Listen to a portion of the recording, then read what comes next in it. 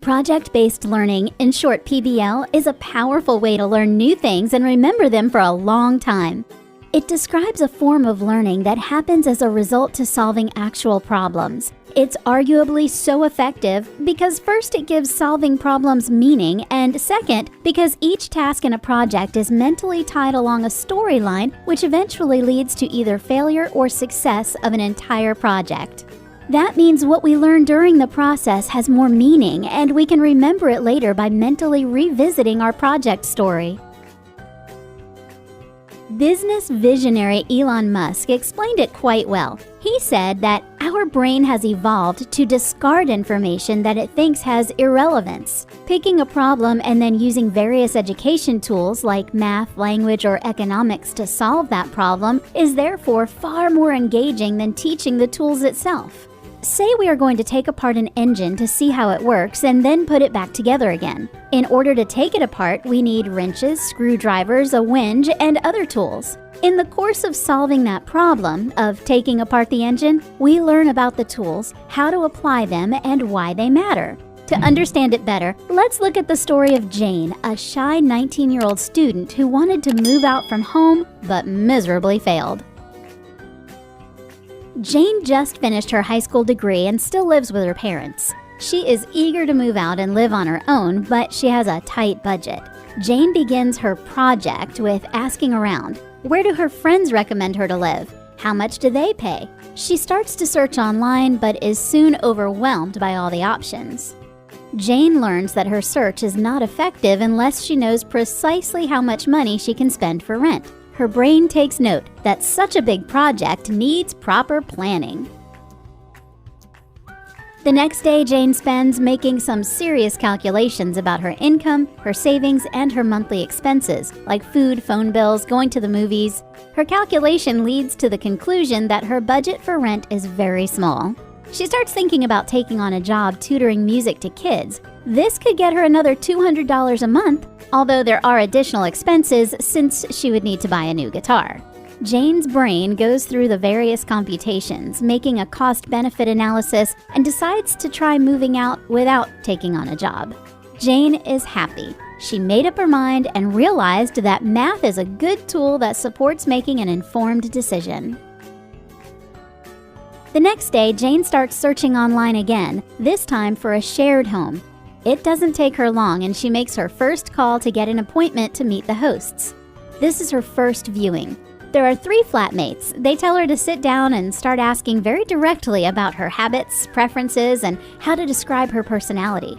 Jane starts to feel uncomfortable and stressed. All she wants is to leave. She completely stops focusing. She excuses herself and simply walks out. Outside, she feels terrible.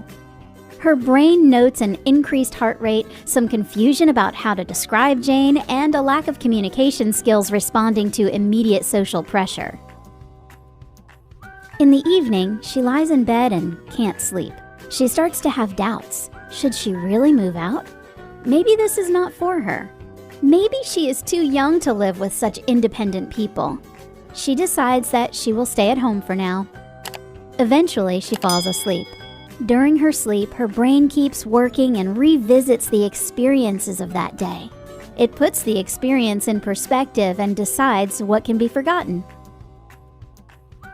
A few days later, Jane meets an old friend who has just moved into a shared house and tells her about his experience. It sounded so exciting. Her friend made his project a reality. Jane remembers her initial motivation, how much she wanted to be independent. She decides to give it another try. Jane spends the entire evening looking at listings, noting down the most promising posts. At midnight, she calls her best friend, asking him to describe her personality to prepare for her next interview. Her brain, fueled by millions of excited neurotransmitters, now learns with laser-sharp focus. The next day, she goes to see 3 new apartments. She learns to answer questions about herself and even ask questions about the others. Do you mind if I play guitar? What do you do for a living? What are your thoughts on keeping it tidy? On her 4th appointment, Jane finds an apartment with 2 super fun roommates who share lots of her interests. 2 days later, she arrives at her new home with her backpack and a big smile on her face. A new life begins. In the evening, her brain notes all the things it learned during the project: her budget calculation, her preferences, her social anxiety, and new developed social skills.